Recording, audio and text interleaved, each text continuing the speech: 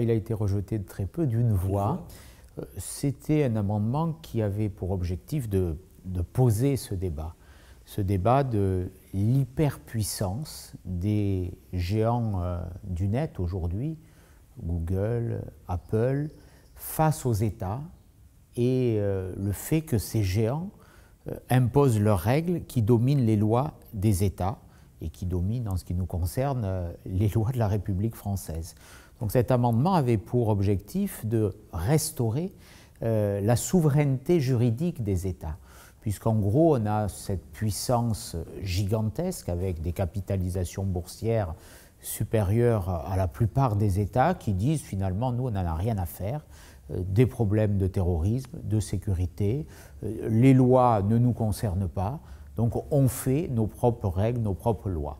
C'est une forme de dérive qui globalement me paraît terrifiante, et j'ai voulu par cet amendement dire, avec un seul outil qui peut être dissuasif, c'est le blocage de la commercialisation des outils, que les lois de la République restaient supérieures aux intérêts financiers de ces entreprises qui, pour des raisons financières et non pas pour la défense des libertés, refusent de coopérer avec la justice dans le cadre d'enquêtes visant à élucider des faits de terrorisme.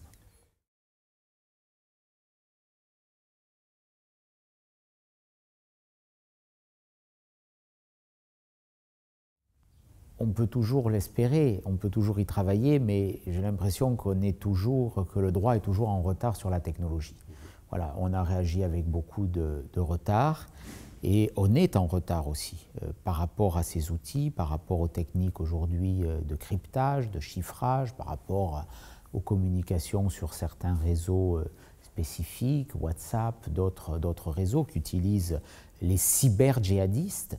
Donc oui, on peut lutter, je ne me résigne pas. Des outils ont été mis en œuvre. Dès 2011, j'étais rapporteur à la LOPSI, on avait mis en place les cyberpatrouilleurs.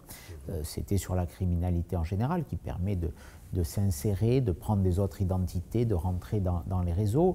Il y a eu cette loi qui permet le blocage des sites. On l'avait fait pour la pédopornographie, là encore en 2011. Ça vient d'être fait pour le terrorisme.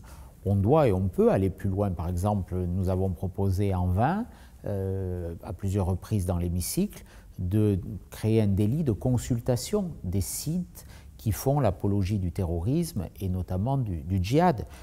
Nous l'avions fait pour la pédopornographie, ça avait installé un débat. J'avoue que les blocages des sites ont été utilisés très tardivement, puisque les premiers blocages, parce que les décrets n'ont pas été pris après 2012, sont intervenus